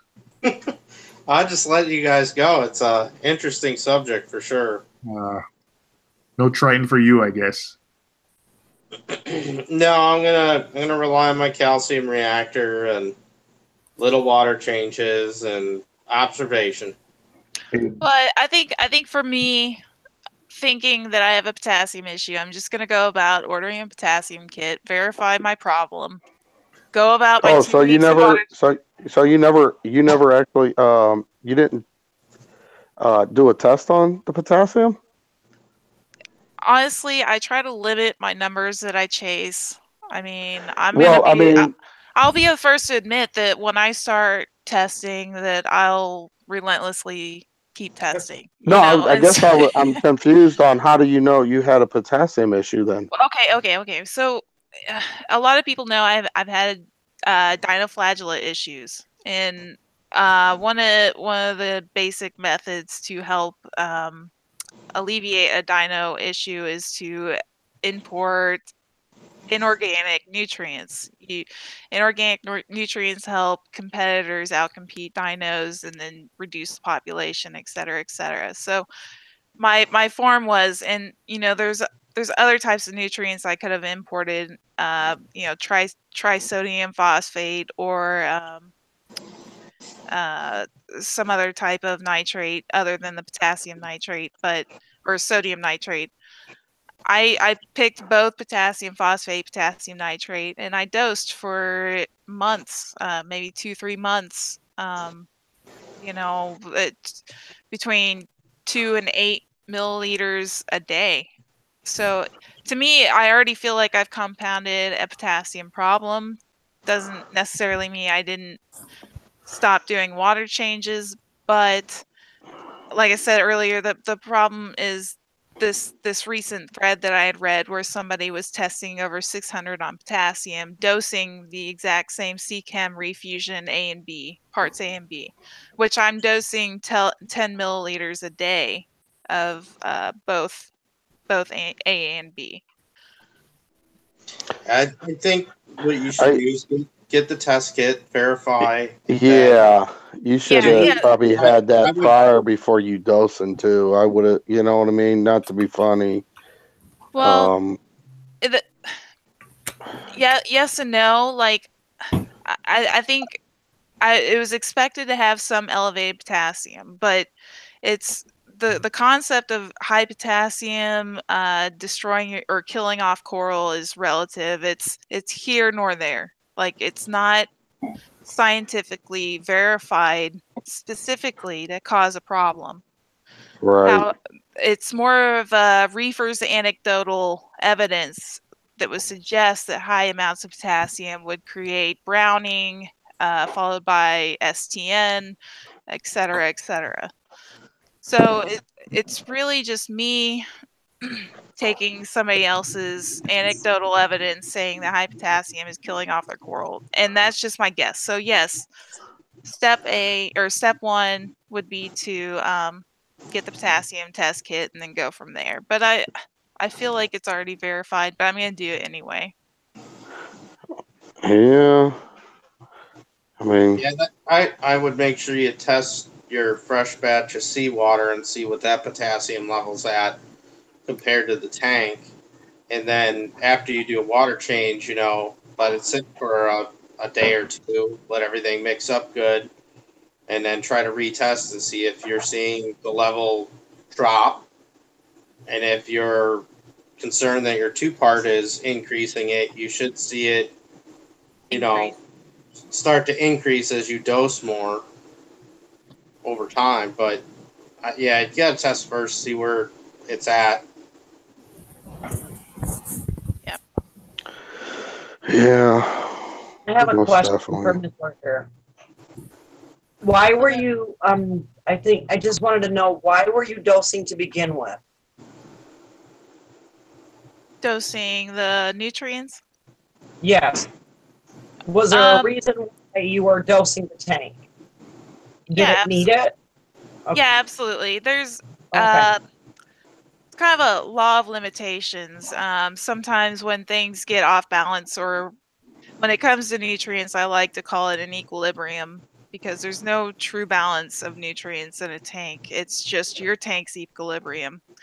Now, that doesn't mean it doesn't refer to other balances in a tank. But I had a dinoflagellate issue, which created a nutrient limitation on P.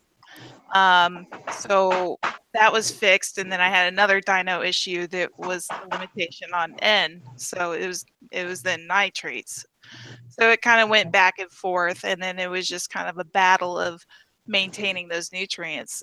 If you've ever had a dinoflagellate issue that didn't resolve within a week, you would kind of understand that you could dose, for example, phosphates. You could dose your phosphates up to 0.05 in one day, and then have it completely at 0 the next day.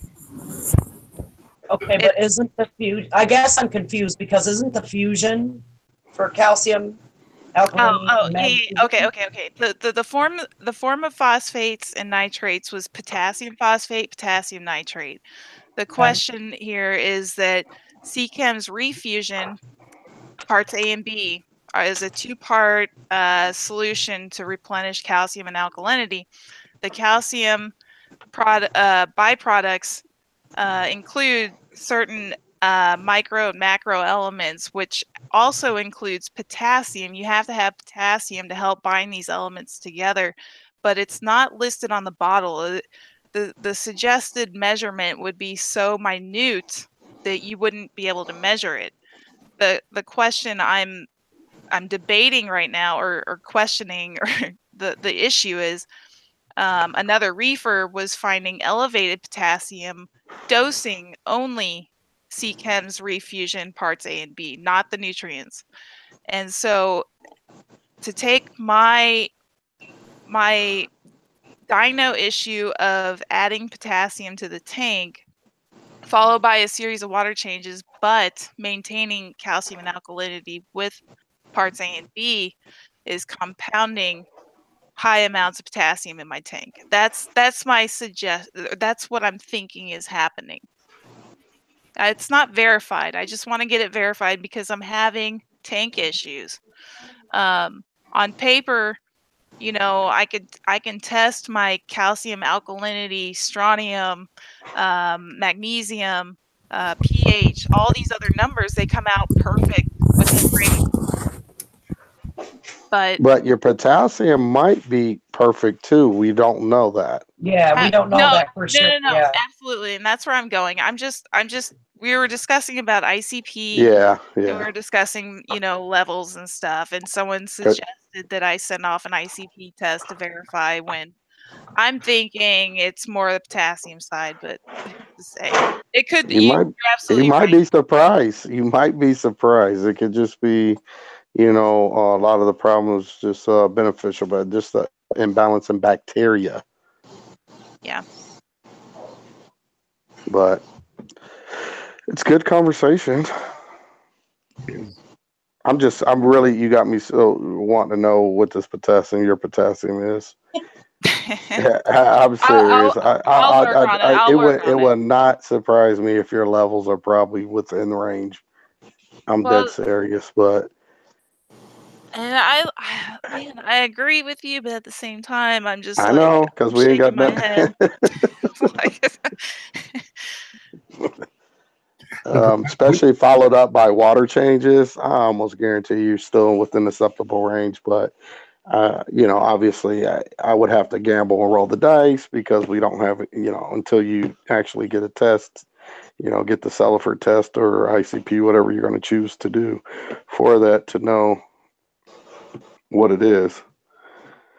Which test kit are you going to get? Oh man, I had I think it was a Selifert. I use Selifert. Yeah, these potassium test kits are a little bit more involved than the regular test kits. So it's not hard. It's just, you know. That's fine. I'll do it once or twice, see if I have an issue, and then go about my problem, and then do it once or twice again, fix it, and just, who knows, it'll expire before I have to use it again. Yeah, I'd be anxious to know those readings too. Hey, what's up, TMG? Reefer Madness. Yeah, tonight was a really good conversation. It was really good. I got to be more careful with the language. If I decide to stay on Triton, I'm definitely going to be more thoughtful about the language I use because. Well, here. Look, I feel like we've been bashing Triton for like the last hour and 20 minutes. Let's talk about the benefits of Triton. Did anybody bash? Or did I come in late? Because I didn't really think anybody's really bashed them, but unless I missed something. Maybe it's just questioning the accuracy in methodology. Yeah, I don't think that's bashing though. I mean, even we still question all the test kits that we have on a hobbyist level because we know they're not accurate. We know they have, you know, whatever. But I don't know. Maybe I missed the beginning parts of the conversation. I don't know. What were you saying, Miss Fox? It said it sounds like a bash fest to me. What were you saying? Jack Kent was the one who was bashing. That's what we were talking about. Oh, yeah, I didn't. What were you saying, Miss Fox? Some of the benefits? Oh, I don't know. I was just saying I think we should discuss the benefits. I mean, okay, I can see some benefits to it.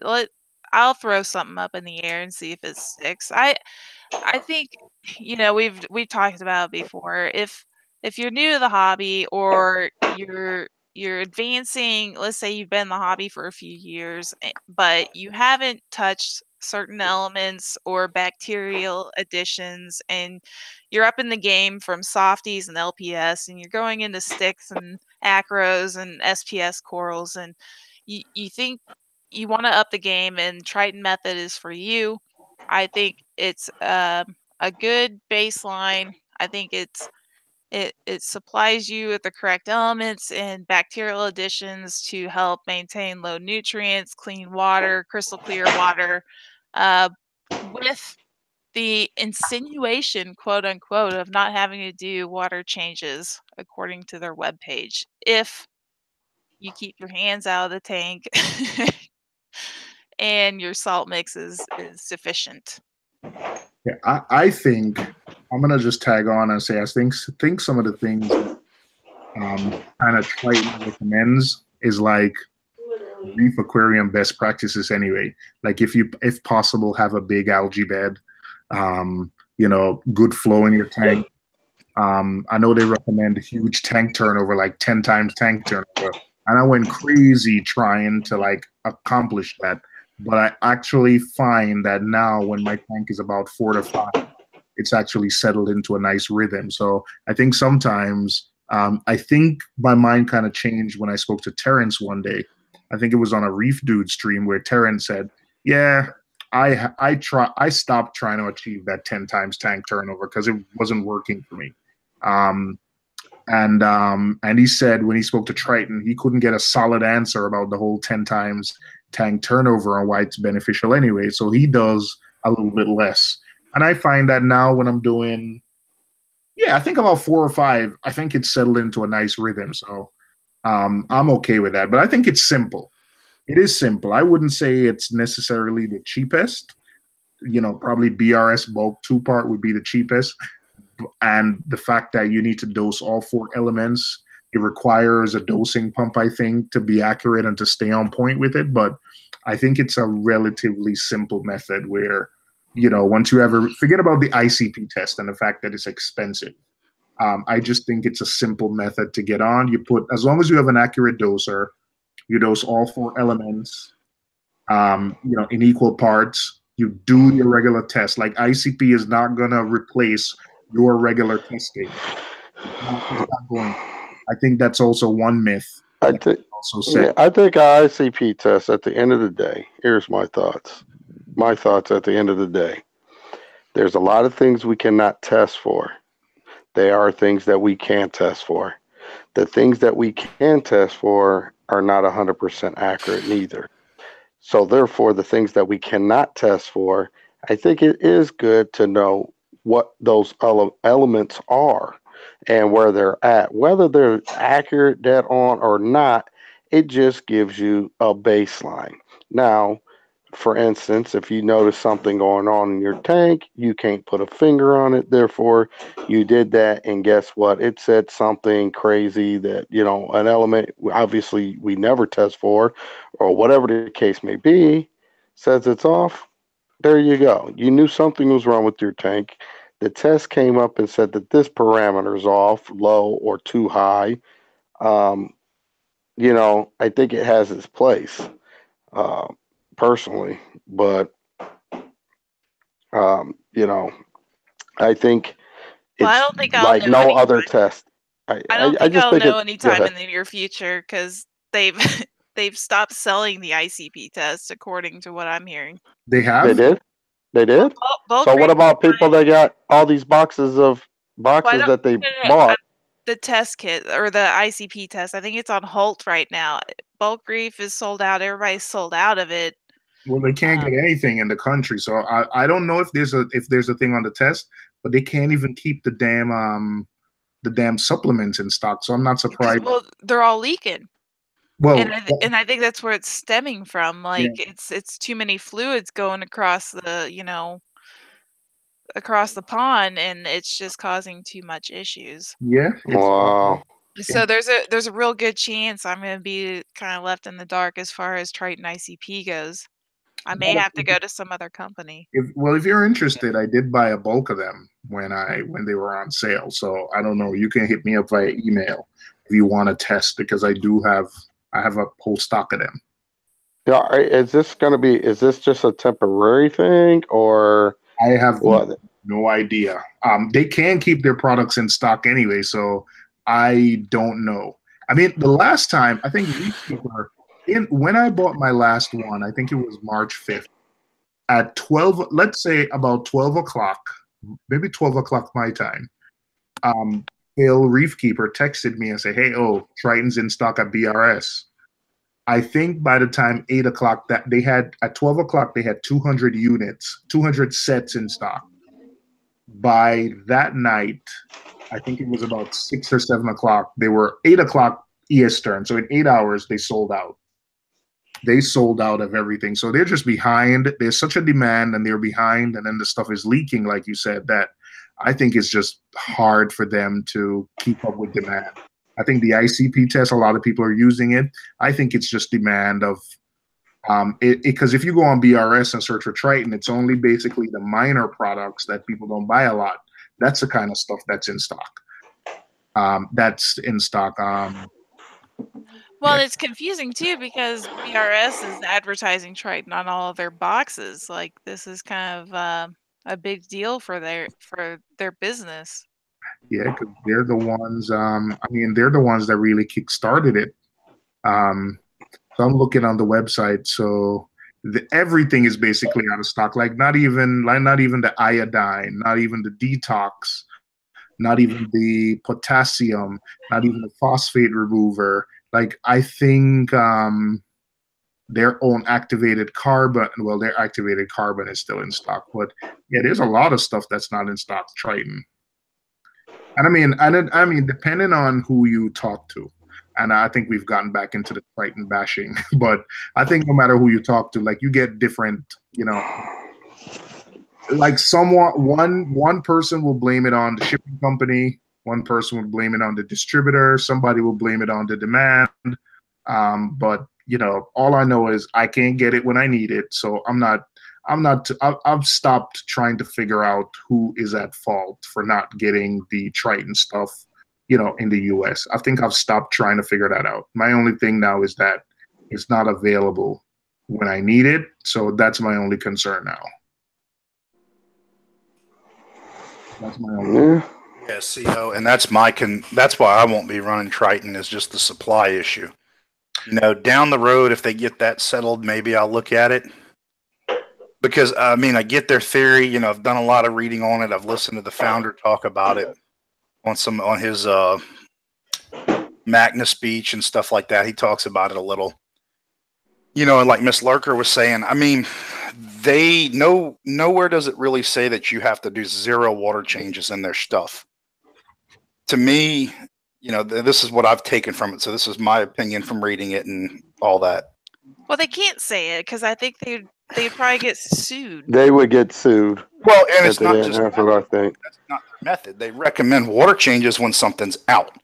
But it's why fix it if it's not broken? Why are you going to do a water change if everything is stable, you're adding what you need, none of your nutrients are building up? Why would you do a water change? Good question. You wouldn't. As long as everything is perfectly where you need it, leave it alone. And you're dosing, you wouldn't do a water change. Otherwise, you're changing your chemistry. To me, that's kind of the theory behind Triton. Now, if it's out of whack, how do you fix that? You either add, because you can add, or what are you doing out of your kennel? Or you do water changes to dilute. Those are your only 2 options. It's either dilution or addition.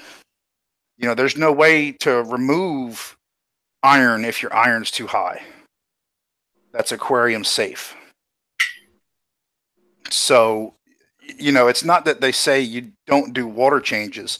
It's you don't do water changes if everything is good. If you're adding what's being consumed, why do a water change? DeAndre said identify the problem and adjust. Yeah. Well, but we'll use his 300.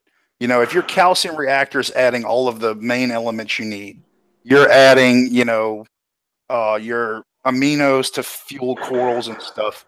Why would you do a water change on that 300? You wouldn't. I don't. Right. If you have a problem, you do a water change, and that's what their system is more based on. If you keep it simple and you start it off at the beginning with a nice balance when you just set your system up. Now things are going to obviously change during the process. You're adding corals, blah, blah, blah. But if people go back to the beginning where they say do things slow, that's why I feel like you got to give the system time to play, catch up to everything that you're adding constantly to your system. You just need to do it slow. If you overload the system, then obviously you're going to have problems. I mean, that's just a known fact. You dump a bunch of food, fish food in there, and you normally only feed, let's just say, a cube a day, and your kids threw a whole pack in there. Well, you're going to have a problem. You know what I mean? You just overdid it and caused the imbalance in the system, and it's going to need adjustment now. But yeah, I wouldn't, and I don't. So, if it ain't broke, don't fix it.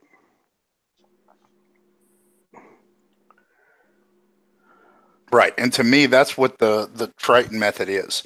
You're adding what's being taken out.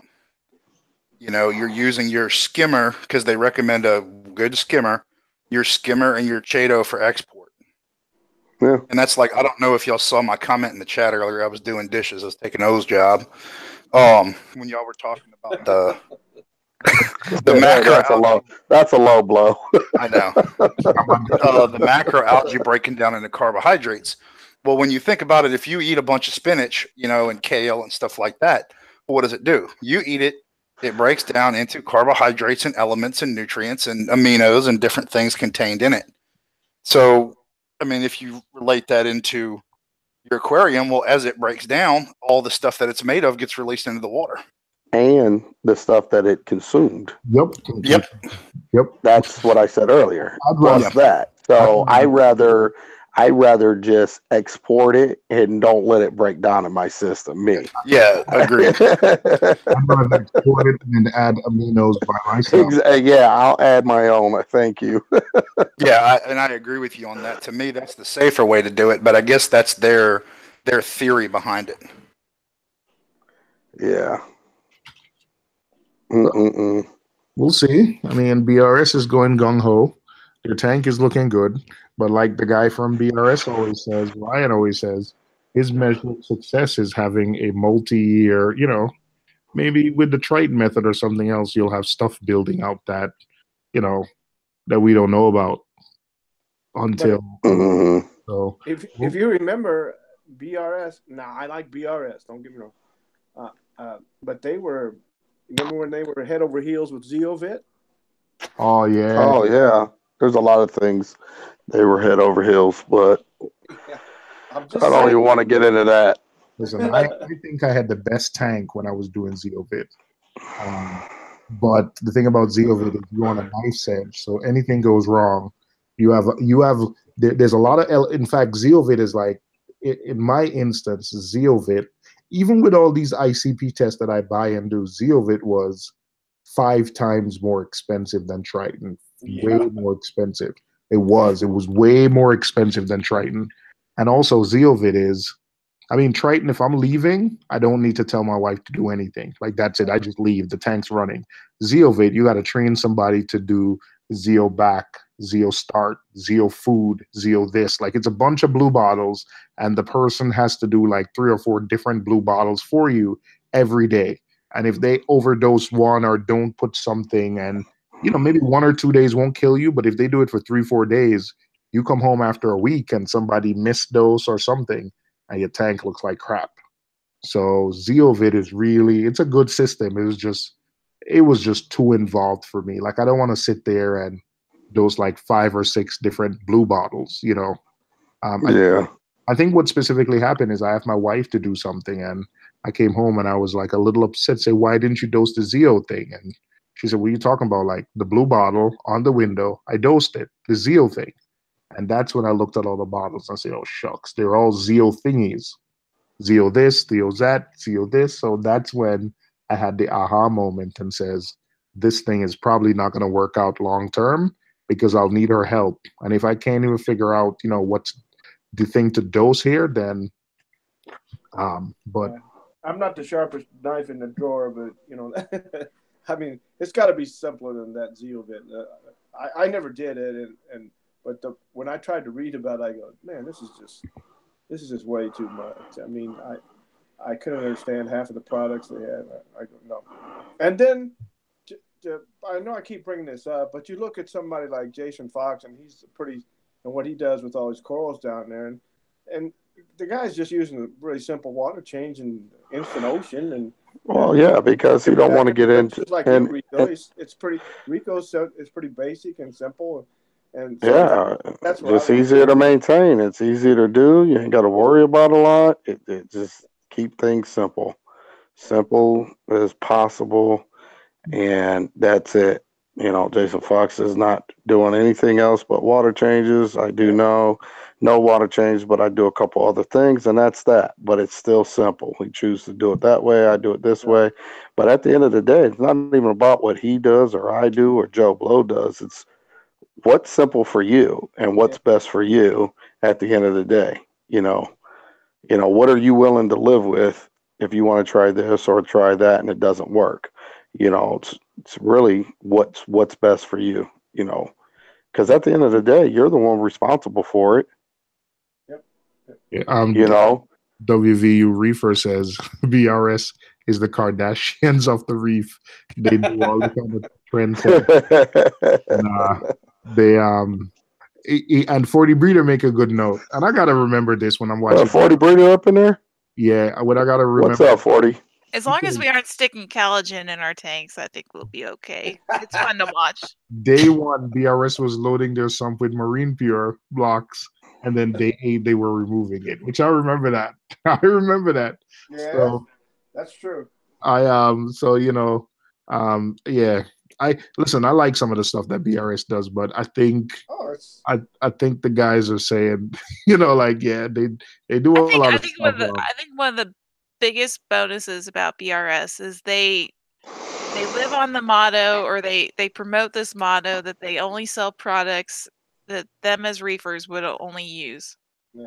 Whether it's Zeovit, Triton, whatever. Yeah, they get these products in, they test it, they create a video. I think I don't know if they have. I think they do. I won't say it, but at the end of the day, it's like they don't. I want to keep saying they don't realize how much of an influence they have to a community. Well, I think but they do. You know what I mean? I can't really say that's the trend. The community sets the trends. They see the video and they're like, "Oh my god, I want to try it." But at the same time, it's marketing. They take a product, it's sponsorship, so maybe they are the trendsetter, but at the same time, the consumer soaks it all up. But at the end of the day, I told somebody this earlier. You're responsible for your own action. Like, they're not putting a gun to nobody's head saying you need to buy this or you need to do that. So whether they do or don't, it's kind of one of those things. Hey, we're still responsible for our own actions. Exactly. Too. So we gotta hold ourselves accountable for what we choose to do on somebody else's statement or whatever. So all that trash talking with I like BRS. The thing in regards to equipment that I like is if you have a question about a skimmer, like I think there's been a couple of times where I have and BRS is like, hey, we have somebody in the office who's running that skimmer on their office tank now. Let me go get you to them so they can answer questions. And I found that really cool. I think when I had a question about the Vertex skimmer, the best thing about BRS is free shipping. Yeah, well, and they got good customer service too. But they do. And the points. Oh man. And the points, yes, you're right. We were just, listen, we've been going back and forth all night. We trash talked that we were nice to Triton, that we trash talked BRS, and now we're being nice to them. I mean, is it really? Yeah, I guess you could say trash talk. I think it's just everybody's just having fun, stating whatever. And at the end of the day, everybody in this room is all. Everybody that says anything is going to continue to go buy that product or whatever it is that they need from them. So that's just that. Out of all the issues that I've had with Triton, I'm still holding out hope that they get everything fixed and I can really stay with Triton. So I'm hoping, but I also can't afford myself to be 100% invested with them, that if it comes where I run out of solution, I'm there like struggling and saying, oh gosh, I've run out of Triton solution and none is available. So I have to plan. I have something on hand, So when it comes to the end and I have a week of Triton left, I'm gonna do a tank refresh and start on ESV. And it's crazy that what the guy was talking, Kent Marine, his new company, they actually have a product that one of the things I like about Triton, I think, is they have some elements that encourages algae to grow. But there's other companies that sell stuff like that. So I want to do Triton. I'm not bashing Triton now in terms of the Triton method. I'm not bashing Triton. I want to do Triton, but I also have to protect myself and just, make sure that if the stuff runs out, I have something that I can easily move on to. Well, I hope it works for you. Yeah. I'm gonna jump off, man. It was good talking to you guys, but I gotta get off. Wife needs my help. Son's having a nightmare or night terror, so I'm gonna jump off. But you guys have a good evening. All right. Have a good evening. Thanks for joining. Yeah. No problem, guys. Bye. All right. Hey, someone says Alex has 1,000 pounds of media in there. That's a lot of media for sure. Whoa. It's only like 50 pounds on the big thing. Jesus. What did you? His system is. I thought somebody was asking. His system is 1,600 gallons. That was me. The wife was standing here next to me, and she was asking, "Wow, look at that tank. How big is it?"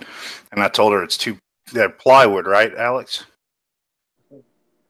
Yeah, it's plywood. Yeah, I told her. I said it's two plywood tanks built into the wall. They like 1,600 gallons total. She said, "How much would that cost?" I said, "Your car." There's a 5-gallon bucket next to the skimmer and the calcium reactor. Oh my gosh. I don't know. I think you should just go calcium reactor. Listen, man. Listen. I live in an apartment and I already have low pH issues. So the prospect of adding CO2 to my system is not really appealing right now. Plus, I don't have space for it. My wife has given me a 5-foot-long space, and anything, there's nothing, the tank cannot leave this 5-foot space. So I'm really pushing it right now. So I have no space for nothing else. But listen, when I move and get a bigger tank, who knows? So if you had a house, what size tank would you have? I think the wife has promised me a 250 or a 300, so I'm gonna say that. I'm gonna say 350 then. Wow. Okay, good. See, I want a long tank. Me and Craig were talking about that earlier. I want like 10 foot by 30 inches front to back, and then like 18 or 20 high. Yeah, I think I want like 2 foot. My wife and I are pretty tall, so I think we want a 2-foot high tank. I think I'd rather have a deeper tank from front to back rather than a higher tank. Yeah. Because same for me. It gives the fish more room to swim. Like I just build it higher stand, so it's more eye level with me. Yeah, my stand right now is like, what's the Red Sea stand? I like the Red Sea stand because it's really tall. And you can I'm a big dude and I can get in and still work on it without, like having to squeeze into a tight space. So I do look like that about the Red Sea stand. And I think it's like 28 inches high or something to that effect. It's pretty tall. Yeah. See, I built the one for my Nano at 32 off the ground. Yeah. See, I would love that. Yeah. Because my family, we don't have any short. We're all tall. So I think the taller stands don't affect us. Yep, I'm like you. DKS, is there an issue with Marine Pure? I think. Supposedly it can put aluminum in your system. Yeah, I've heard so many people say so many things about Marine Pure, but at the end of the day, I still keep them and I still use it. And I've never had elevated aluminum on anything. So I want to try that new Max Spec media stuff. Mm-hmm. That looks like some good stuff.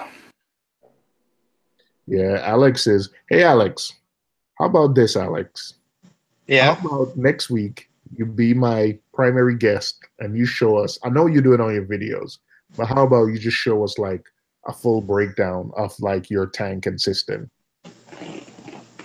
We could do that. All right. So guys, you heard it here first. I'm going to say it and have him commit to it so he can't back out. So next week, Thursday, 9 Guilt Eastern. trip him, huh? Oh, wait. Hold on. Thursday's the 26th. The Avengers. I'm going to see the Avengers next Thursday at 7.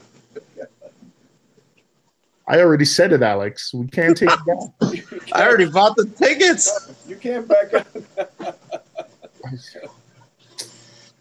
All right, here's what we'll do, Alex. How about we do tech talk at a different time to accommodate you? All right, so how about this? We can't do next week. How about the following week? I think the following week I'm all open. So, right. Barring my work suddenly sending me somewhere or something, which I doubt would happen, yeah. All right. Let me Thursdays. Let me get the calendar. Okay, so March 3rd, 2018, Alex is gonna give us a full walkthrough of his tank. May 3rd. Are you booking me for 2019? 2018. Wait, what did I wait? May, you said March. March? Oh, you need some sleep, I think. All right, bro. Okay. May 3rd, 2018, which is 2 weeks from now at 9 p.m. Eastern, Alex G's Aquarium will be my primary guest, and he's going to show us his entire walkthrough of his system and his technology. And with that said, the fact that I am talking crap, I think it's a good place to end it here for the night, guys. All right. I really appreciate everyone who was here. Rico, Miss Lurker Fox, Reef Jeeves, Brian, the Business Reef, Tina, Tim's. What's the other name in your thing? Is it Tim's what? Tim's Reef? No, it's just Tim's Tank. Tim's Tank. I'm Reefing with O. Thank you guys for being here. In the chat, DeAndre, Jeeves, Death Mage, Reefer Madness, Dre Salty Aquatics, Mike the Reefer, I know DC Reefer, DK Reef, AL, Reef Keeper was here. TMG, he's been asking for a link for a while. I'm sorry, jeez. I'm sorry, TMG. I'm sorry. W West Virginia University Reefer. Thank you. If I missed anyone, I'm really 40 Breeder. If I missed anyone, I'm sorry. But thank you guys for joining. I have to go do some dishes and then all right. You guys have a good night. Later. You have to do dishes? Yes. I don't think he caught my joke. I heard your joke, but I didn't laugh too much because I know there's like a kitchen full of dishes waiting for me. Do you have skin left on your hands? Listen, what? Hey, listen. Hey, do you have kids? No. No. Okay. So not in a literal sense. I have cats. Kids eat. My wife cooks every day. My kids eat, and when they eat, they usually leave a mess. So I have to wash pots, and I have to. We know. Yes. Sounds like your kids got to do the dishes. Oh, listen, man. All right, listen, man. Exactly. Isn't that why you have kids? I'll say you're way nicer than my parents ever were. Oh, man. Listen, man. Listen, man. I couldn't visit my grandmother's house without taking her trash out before doing anything with her. You know what? Next week on the next stream, I'm gonna have my 9.5-year-old trained to do dishes. Right, babes? We could do that. He does dishes.